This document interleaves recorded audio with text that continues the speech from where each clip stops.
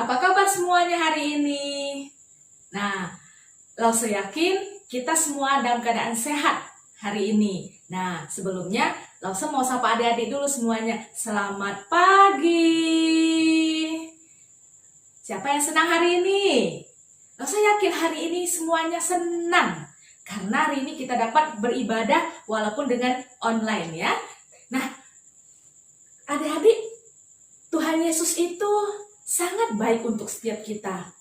Setiap hari, setiap detik, setiap waktu, Tuhan selalu memelihara kita. Dari hari Senin sampai kembali lagi ke hari Minggu pada hari ini, Tuhan Yesus tetap baik buat kita semua. Hari ini adalah harinya Tuhan.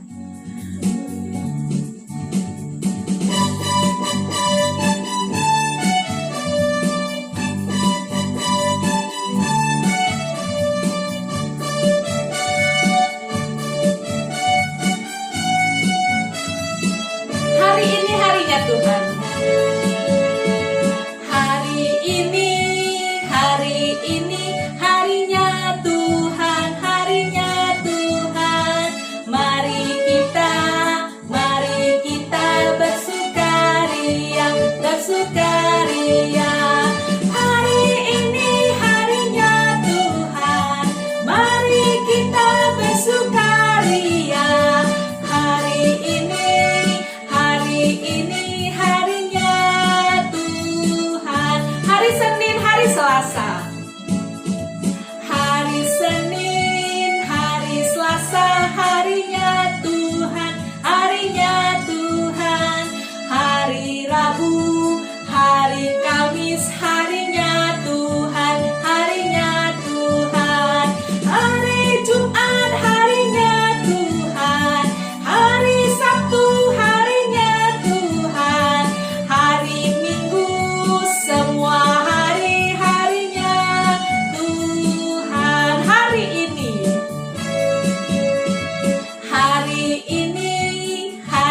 ini harinya Tuhan, harinya Tuhan. Mari kita bersukaria, bersukaria. Hari ini harinya Tuhan. Mari kita bersukaria. Hari ini harinya Tuhan. Nah, kita bersyukur setiap hari adalah harinya milik Tuhan. Mari Lause mengajak adik-adik kita semua untuk kita mau berdoa kepada Tuhan. Lipat tangannya, tutup mata kita mau berdoa. Tuhan Yesus, terima kasih. Pagi ini Engkau masih memimpin kami. Kami boleh beribadah pada pagi ini. Kami mau menyerahkan ibadah kami dari awal, pertengahan, hingga akhirnya ke dalam tangan Tuhan. Terima kasih Tuhan, di dalam nama Tuhan Yesus kami berdoa. Amin. Nah, kita sudah berdoa, kita akan kembali lagi memuji Tuhan kita, bahwa Tuhan kita adalah pokok anggur kita. Kita adalah cabang-cabangnya atau ranting-rantingnya. Kalau ranting pohon kita potong, maka ranting itu akan layu kemudian lama-lama mati. Tetapi kita sebagai ranting Tuhan, kita menempel kepada pokok anggur yaitu Tuhan Yesus, kita akan tetap hidup. Yesus pokok.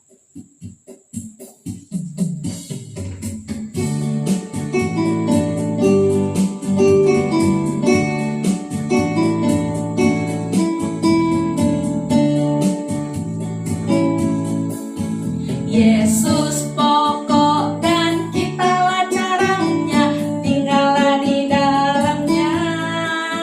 Yesus pokok dan kitalah caranya, tinggallah di dalamnya.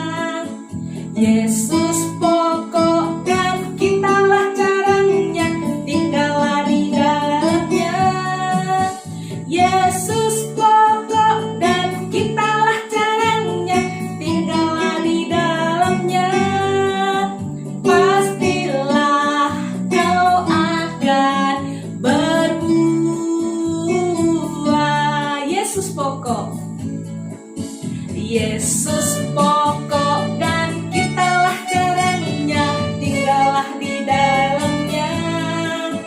Yesus pokok dan kitalah caranya, tinggallah di dalamnya. Yesus pokok dan kitalah caranya, tinggallah di dalamnya. Pastilah kau akan berbuah. Yesus cintaku, ku cinta kau, kau cinta semua. Yesus cintaku, ku cinta kau, kau cinta semua. Yesus pokok dan kitalah caranya, tinggallah di dalamnya. Yesus pokok dan kitalah caranya, tinggallah di dalamnya. Yesus pokok dan kitalah caranya, tinggallah di dalamnya.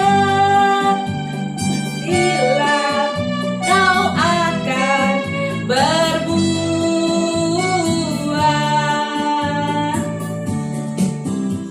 Nah, kita sudah memuji Tuhan. Tiba saatnya kita akan mendengarkan firman Tuhan. Kita siapkan hati kita siapkan pikiran kita tertuju hanya kepada firman Tuhan. Karena firman Tuhan adalah pelita bagi setiap kehidupan kita untuk merubah kita menjadi yang lebih baik.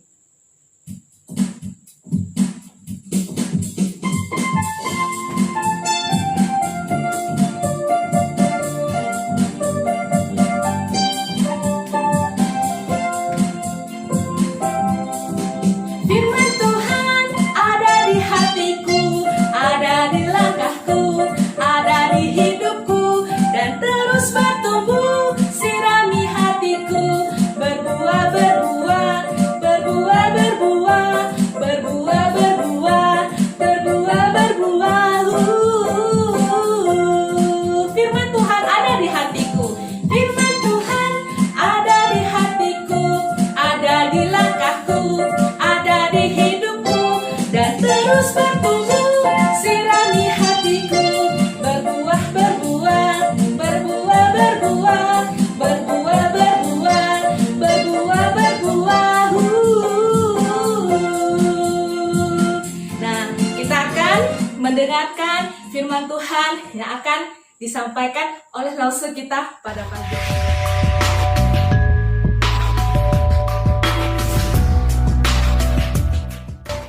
Adik-adik sekalian, sebelum mendengarkan firman Tuhan, mari kita berdoa. Tuhan Yesus, kami akan mendengarkan firman-Mu. Tuhan menolong kami, memberikan kepada kami pengetahuan dan pengertian, sehingga kami dapat mengerti apa yang disampaikan. Dalam nama Tuhan Yesus, kami berdoa. Amin. Adik-adik sekalian, hari ini tanggal 16 Agustus 2020. Satu hari menjelang tanggal 17 Agustus. Ada yang tahu peristiwa apa yang paling bersejarah yang terjadi di bangsa ini pada tanggal 17 Agustus? Ya, tepat sekali. 17 Agustus 1945 dikumandangkan proklamasi kemerdekaan Indonesia oleh Bung Karno. Dan hari ini 75 tahun bangsa kita sudah mengalami kemerdekaan. Ini adalah anugerah Tuhan. Ini adalah kasih sayang Tuhan atas bangsa ini, di mana Tuhan memberikan pertolongan sehingga perjuangan para pahlawan untuk merebut kemerdekaan dapat berhasil. Memang kalau kita lihat menurut akal pikiran manusia, secara hitung-hitungan Indonesia tidak mungkin bisa merdeka. Kenapa? Karena berbagai keterbatasan. Kalau dibandingkan peralatan perang antara yang dimiliki Indonesia dengan bangsa penjajah yaitu Belanda dan juga Jepang pada saat itu, wah, sangat tidak mungkin Indonesia merdeka. Bagaimana tidak? Andalannya cuma bambu runcing. Tapi adik-adik sekalian, oleh anugerah dan pertolongan Tuhan, bambu runcing menjadi simbol perjuangan Indonesia, dan dengan peralatan itulah Indonesia bisa merdeka. Karena itu mari kita pokikan kemerdekaan sebanyak 3 kali dengan berkata merdeka, merdeka, merdeka. Coba sama-sama. 1, 2, 3. Merdeka, merdeka, merdeka. Puji Tuhan. Nah, adik-adik sekalian, di dalam Alkitab juga dicatat ada pertolongan Tuhan atas sebuah bangsa yang mengalami penindasan, yang diperbudak oleh bangsa lain. Ada yang tahu bangsa apa itu? Ya, bangsa Israel. Di dalam kitab Keluaran, di sana dicatat secara lengkap bagaimana Tuhan memberikan pertolongan dengan memakai seorang yang bernama Musa untuk membebaskan Israel dari perbudakan bangsa Mesir. Sebagai bangsa yang diperbudak, tentu kehidupan orang Israel ada di dalam kesusahan, di dalam penderitaan. Mereka diperlakukan tidak secara manusiawi. Mereka tidak memperoleh apa yang menjadi haknya sebagai manusia yang diciptakan oleh Tuhan. Itulah sebabnya mereka berseru kepada Tuhan, Tuhan tolong kami, Tuhan bebaskan kami, Tuhan keluarkan kami dari bangsa penindas ini. Dan seruan itu Tuhan dengar. Karena itu melalui Musa, Tuhan kemudian utus untuk mendatangi Raja Mesir agar mereka diperkenankan keluar dari Mesir. Ini bukan sebuah perjuangan yang mudah.